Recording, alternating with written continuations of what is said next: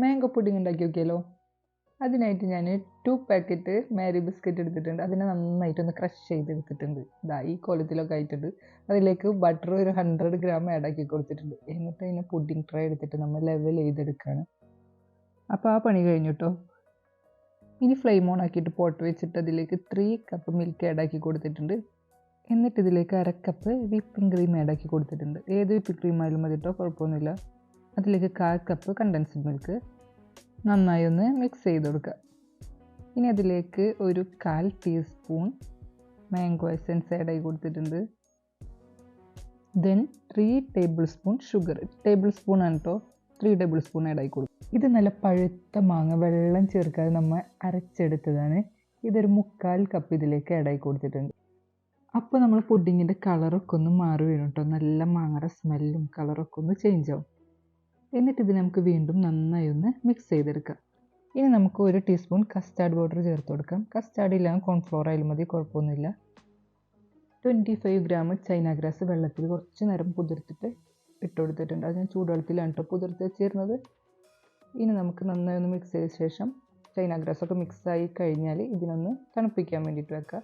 അതിനുശേഷം നമ്മൾ പുഡിംഗ് ട്രേയിലേക്ക് ബിസ്ക്കറ്റിന് മുകളിലായിട്ട് ഇതൊന്ന് ഒഴിച്ചിട്ട് ഫ്രിഡ്ജിൽ കുറച്ച് സമയം ഒന്ന് സെറ്റ് ചെയ്യാൻ വെക്കാം. ഒരു 1 ഹവറിൻ്റെ ഉള്ളിലൊക്കെ അത് സെറ്റ് ആയിട്ടുണ്ടാവും കേട്ടോ. ഞാൻ ക്ലിംഗ് ഫിലിം അടിച്ചിട്ടാണ് വെച്ചിട്ടുണ്ടായിരുന്നത്. നിങ്ങൾക്ക് എങ്ങനെ വേണമെങ്കിലും വെക്കാം, കുഴപ്പമൊന്നുമില്ല. ഇനി ഒരു പാൻ എടുത്തിട്ട് അതിലേക്ക് കുറച്ച് ചൈന ഗ്രാസും ആവശ്യത്തിന് വെള്ളവും കൂടി ആഡ് ആക്കിയിട്ട് ഒന്ന് മെൽറ്റായി എടുക്കുകയാണ്.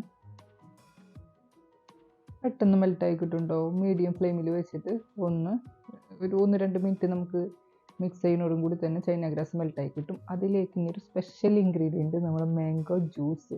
അതായത് ഏത് ജ്യൂസായാലും കുഴപ്പമില്ല. നാട്ടിലുള്ളവർക്കെന്ന് വെച്ചാൽ ഏത് ജ്യൂസായാലും യൂസ് ചെയ്യാം. എന്നിട്ട് നമ്മൾ നന്നായി മിക്സ് ചെയ്തെടുത്ത ശേഷം നമ്മളുടെ പ്യൂരി ഉണ്ടായിരുന്നില്ലേ, ആ പ്യൂരിന്ന് ഒരു 2 ടേബിൾ സ്പൂൺ അല്ലെങ്കിൽ 2-3 ടേബിൾ സ്പൂൺ ഒഴിച്ചോ. എന്നിട്ട് ഒന്നും കൂടി ഒന്ന് മിക്സ് ആക്കിയിട്ട് നമ്മൾ 3rd ലെയർ റെഡി ആയിട്ടുണ്ട്. ഇനി ഇത് നമുക്ക് നേരത്തെ തയ്യാറാക്കി വെച്ച പുഡിങ്ങിൻ്റെ 2nd ലെയറിൻ്റെ മേലേക്ക് അപ്ലൈ ചെയ്തെടുക്കാം.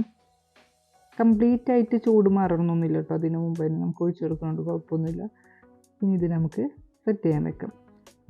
1 to 2 hour കൊണ്ട് ഇത് പെട്ടെന്ന് നമുക്കിത് സെറ്റായി കിട്ടും. ഈ ജ്യൂസ് ചേർക്കുമ്പോൾ പ്രത്യേക ഒരു ടേസ്റ്റാണ് കേട്ടോ. അതുകൊണ്ടൊരു ജ്യൂസ് മേലത്തെ ലെയറിൽ എപ്പോഴും ഞാൻ ആഡ് ആക്കാറുള്ളത്. ഇനി നമുക്കിതിനെ എങ്ങനെയാണ് വേണ്ടത് വെച്ചാൽ ഗാർണിഷ് ചെയ്തെടുക്കാം. ഞാൻ കുറച്ച് ഷുഗർ ബോൾസൊക്കെ ഇട്ടിട്ട് സെറ്റ് ചെയ്തെടുത്തിരുന്നു. അതിനൊപ്പം കുറച്ച് മാംഗോ കട്ട് ചെയ്തതും കൂടി വെച്ചിരുന്നു. ഇതധികം പഴുക്കാത്ത മാംഗോ കേട്ടോ സൈഡിലേക്ക് വെച്ച് കൊടുത്തേക്കുന്നത്. അപ്പോൾ ഇതാണ് പുഡിങ്ങിൻ്റെ ഫൈനൽ ലുക്ക്. ഇതിൻ്റെ എനിക്ക് ഏറ്റവും ഇഷ്ടമുള്ള ഭാഗം എന്ന് പറയുന്നത് ടോപ്പ് ലെയറാണ്. നല്ല ടേസ്റ്റാണ് കഴിക്കാനായിട്ട്. അപ്പോൾ എല്ലാവരും ഒന്ന് ട്രൈ ചെയ്ത് നോക്കൂ കേട്ടോ. വളരെ ഈസി ആയിട്ട് പെട്ടെന്ന് ഉണ്ടാക്കാൻ പറ്റുന്നൊരു പുഡിങ് തന്നെയാണ്. അപ്പോൾ ഓക്കെ, ബൈ ബൈ.